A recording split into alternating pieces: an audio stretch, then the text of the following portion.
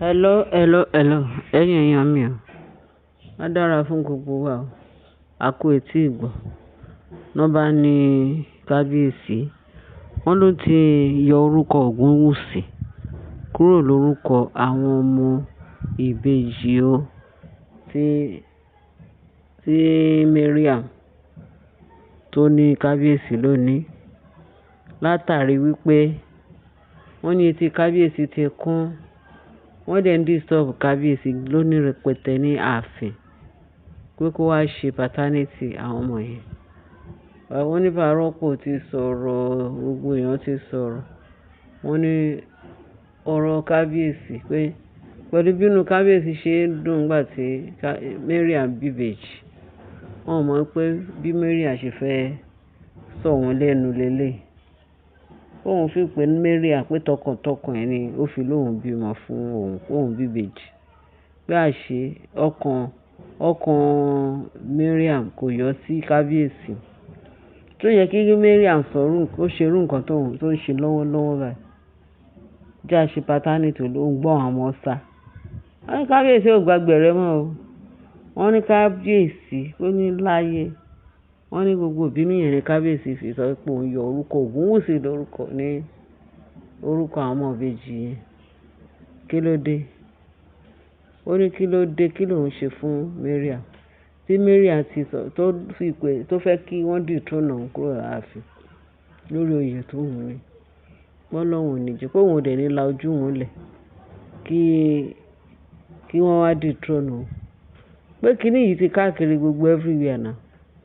Pé kìí ṣe pé òun nìkan ló ń gbọ́rọ̀ Mariam pé ó bí ìbejì. Kí wá ní wọ́n ní béèrè ti pọ̀ jù. Wọ́n ní kábíyèsí pé question lọ́tùn question lósì. Iṣẹ́ mọ̀ pé nígbà tí kábíyèsí wọ́n ní bóyá wọ́n lérò pé wọ́n máa ṣe ní òkú òru. Pé bóyá ó tún mọ̀ pọ̀. Pé bóyá ó tún mọ̀ pọ̀ bó máa ran ilé yìí. Gbogbo oríṣiríṣi charm tó ń ṣe wọ́n rò pé ó máa ran ilé. Pé eléyìí ò lè ràn kankan.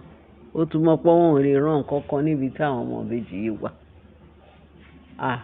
Wọ́n láwọn síà wọ́n wọlé lóríṣiríṣi tó ń ríran sí kábíyèsí. Wọ́n ní kó gbé àwọn ọmọ yẹn padà wọ́n ní síà ní kó gbé kó sọ fún Mariam pé kábíyèsí sọ fún Mariam kó dá àwọn ọmọ yẹn padà. Tó bá ti ní ìdánilójú pé kábíyèsí ló bí àwọn ọmọ yẹn pé kán dá padà. Pé tìtorí pé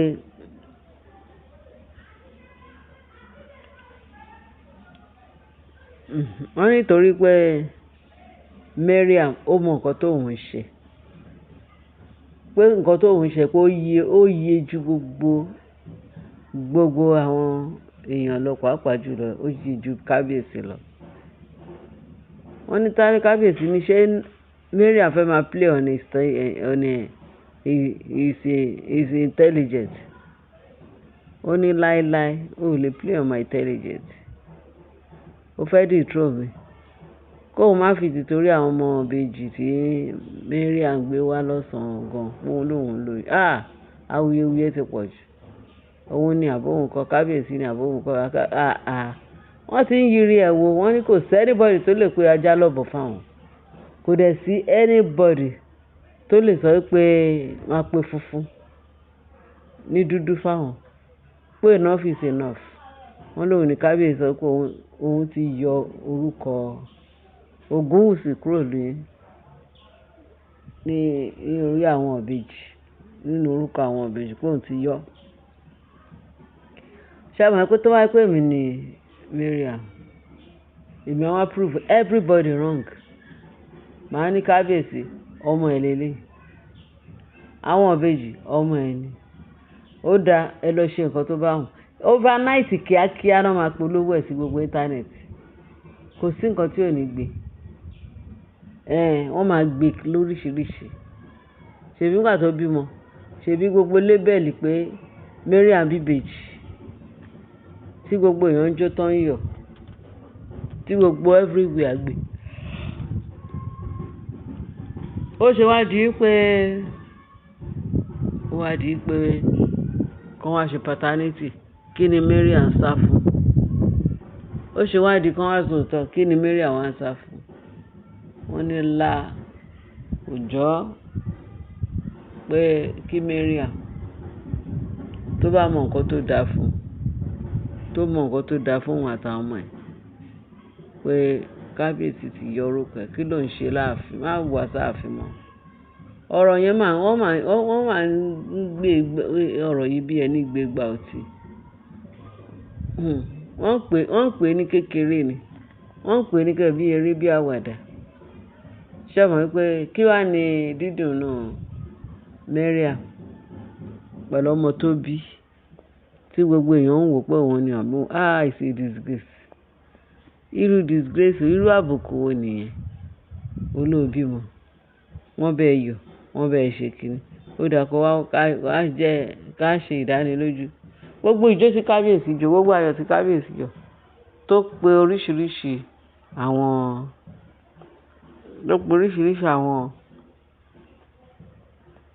àwọn èèyàn tó wà láàfin pé òun bíbejì tínú kábíyèsí dùn ó announce ẹ̀ ni ó announce sí gbogbo ayé ó televise ó ṣe gbogbo ẹ̀ still Mary ò mọ̀ pé kábíyèsí pọ̀ òun lé ẹ wo orú àbùkù tó wá ń kàn sí kí láǹfààní ọmọ tó wà láàfin ọmọ tí Mariam bí tí gbogbo èèyàn ń jubilé tó ń ṣàjọyọ̀ kí láǹfààní ẹ̀ tí wọ́n ṣe gbogbo yẹn tí Mariam dẹ̀ dojú ti kábíyèsí ẹ rí gbogbo àpọ́nlé tí kábíyèsí fún Mary ó máa fún lápọ́nlé o mi rò pé irú àpọ́nlé yẹn ó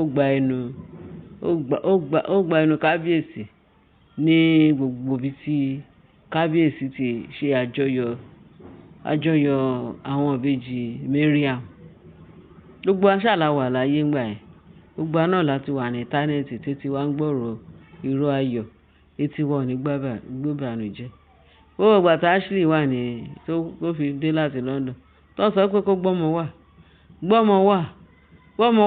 ó fè ní dọ́ọ̀lù fọ̀ládọ́tùnà kó tó gbọ́mọ wá ìgbà tó fi gbé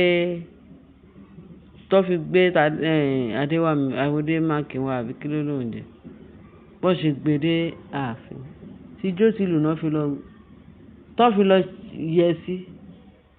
lọ yẹ sí tí ìfẹ́ tán níbi tó ti tẹ́ta lé níbi ẹni tó lè rìn torí kan gbé o pé Ashley bí ọmọkùnrin fún kábíyèsí gbẹ̀yìn ẹ̀ ìwé òun náà sọ lọ tán sọ bọ̀ toríṣiríṣi bàbá jáde pé òun lòun bí òun ló ní wọ́n gbé lọ sí kóòtù dánwò wọ́n ṣe gbogbo ẹ̀ at the end of the day kí ló ti ẹ̀yìn ẹ̀ jáde ṣé bó ṣe máa lọ náà nìyẹn báwo ni kábíyèsí ṣe máa yírí àwọn ọmọ o láì ṣe pé kábíyèsí ò bímọ rí kí ló dé ẹ̀ẹ́dẹ̀ rọra àwọn èèyàn là ń gbọ́ gbogbo eléyìí kì í ṣe pé bóyá àwọn ẹranko náà sọ gbogbo eléyìí sí létí íńtánẹ́ẹ̀tì gbogbo ẹ̀ wà ní íńtánẹ́ẹ̀tì ọmọ kí ló dé kábíyèsí òróró tó yẹn náà kí ló dé tẹ́ fi pé bóyá ẹ fẹ́ fìyà jẹ ara yín lẹ̀ fìyà jẹ ò kì í ṣe kábíyèsí ṣé sì torí pé kábíyèsí wa ó tutù ó jẹ́ nìkan tí ó nífẹ̀ẹ́ téèyàn bá ti nífẹ̀ẹ́ àfẹ́jù bó ṣe kọ́ tó máa ń fà nìyẹn pé bóyá máa change kábíyèsí ṣe ó mọ ó ṣe ọlọ́run ṣàánú kí ní tán lọ ń gbé jáde pé kí ní tán sọ pé ọmọ Tadéníkáwò ń ṣọmọ kábíyèsí nítorí pé Tadéníkáwò wọ́n gbé gbogbo àṣírí gbogbo nǹkan tó fẹ́ jẹ́ kí àṣírí wà wọ́n Naomi na gbogbo ẹ̀ fẹ́lẹ́fẹ́lẹ́ fún kábíyèsí gbà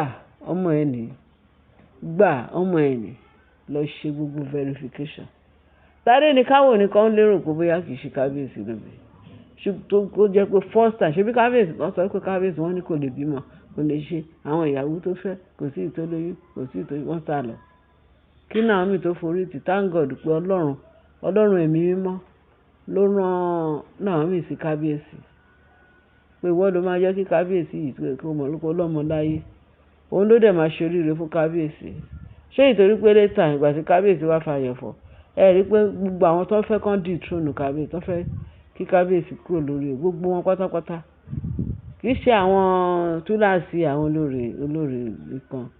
Àwọn kan wà nínú ààfin yẹn tó jẹ́ pé àwọn gangan wọ́n bá kábíyèsí ṣiṣẹ́ ńbẹ̀ ní ọ́fíìsì kábíyèsí. Àwọn náà betrayer ni. Àwọn wọ́n tún wà nínú àwọn tó ń victimize àwọn olórí yẹn pé kán ṣe báyìí, kán ṣe báyìí, kán ṣe báyìí. Ogun tó ń jà ńbẹ̀ yẹn kí ogun àfọwọ́sowọ́pọ̀ ni. Kí ló dẹ̀ dé? Kí ló le tó yẹn? Tí kábíyèsí fi di pé wọ́n fẹ́ àgàn, nǹkan tí Ọlọ́run ò dá sí lára wọn wá sọ pé bẹ́ẹ̀ ni.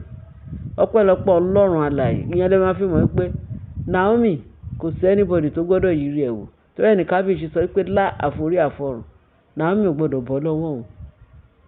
Ìyá kábíyèsí tó jẹ́ pé ó tún àpíà fún kábíyèsí. Ọmọ yìí ò gbọ́dọ̀ kúrò láàfin. Tó bá kúrò ẹ̀ṣẹ̀ ni. Kí ni Naomi fẹ́ máa kúrò fún? Torí ẹ̀ la ṣe ń sọ fún kábíyèsí pé kí kábíyèsí kó ṣe nǹkan tó tọ́ àti tó yẹ, kó do needful.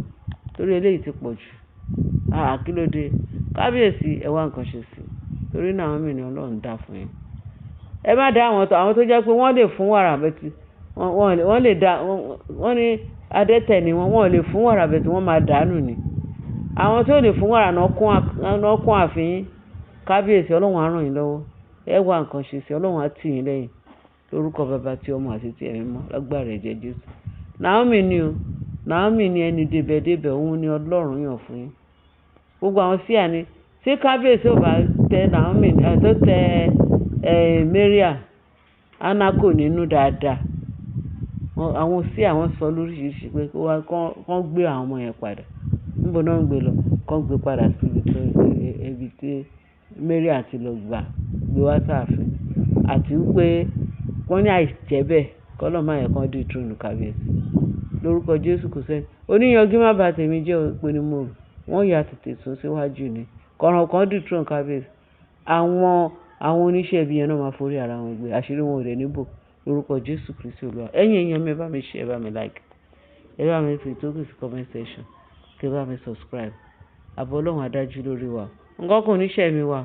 Ẹ̀yin la ó máa bá, ẹ̀yin lẹ́ máa rí wa títí ayé. Jésù Olúwa wa. Àmín. Ẹ bá share, ẹ bá like ẹ. Káàbọ̀ Ọlọ́run kó túbọ̀ máa dájú. Ọwọ́ tẹ fi ń ṣe nǹkan rẹ̀ lẹ́ máa fọwọ́ náà gbé ṣe. Jésù Olúwa wa. Àmín.